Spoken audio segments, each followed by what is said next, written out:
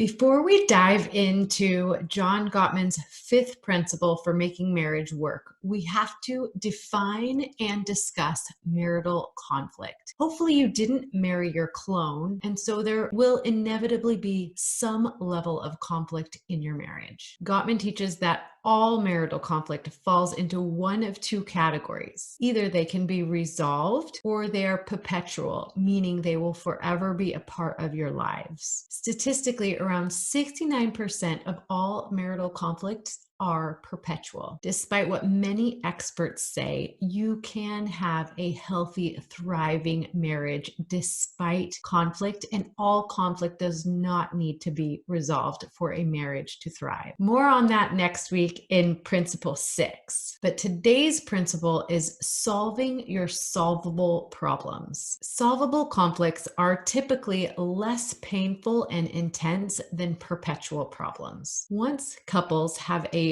good handle on principles 1 through 4 that we've been discussing, they typically have a pretty good basis for solving these types of marital conflicts. Gottman suggests a 5-step framework for solving problems within a loving relationship. Each of these steps implies and imparts mutual respect for one another and a general sense of good manners. Step number 1 of this framework is to soften your startup. A soft startup comes without strong emotion. The best ones share responsibility, express feelings without strong emotion, are specific, and include a positive need. Conflict resolution that starts softer are less prone to Gottman's 4 horsemen. The second step in this framework is to learn to make and receive repair attempts. Repair attempts are emotional bids intended to de-escalate the tension in a conflict. They are essentially damage control by pumping on the brakes before things start to spiral out of control. The third step is to soothe yourself and each other. It's important to be able to soothe yourself or your partner if the tension or intensity level of an argument gets high. Once one or both partners reaches the level of flooding, it's time to take a break.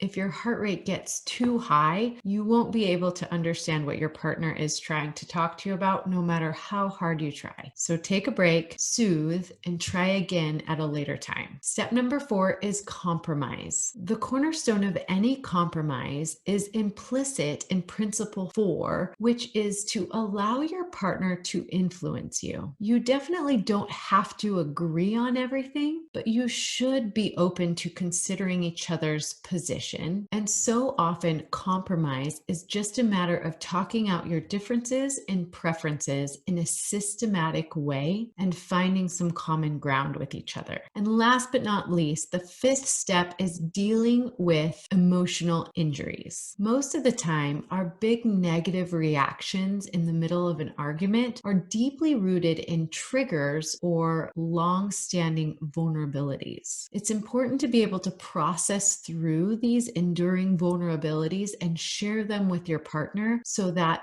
they won't inadvertently trigger you. Being able to apologize and make constructive plans for the future are both hallmarks of solving a solvable problem. Solvable problems, regardless of the size or subject, have the best chance of being solved when there's a strong foundation of friendship and a sense that partners are on the same team and have each other's backs. Solving these solvable problems has the potential to deepen and strengthen a relationship, and when handled correctly, leave the partners feeling positive about themselves and their marriage. Join us next week as we discuss Principle 6, which is overcoming gridlock, the other category of marital conflict. Until next week, happy marriaging. To learn more ways to deepen your intimacy and strengthen your relationship, make sure you watch this video next.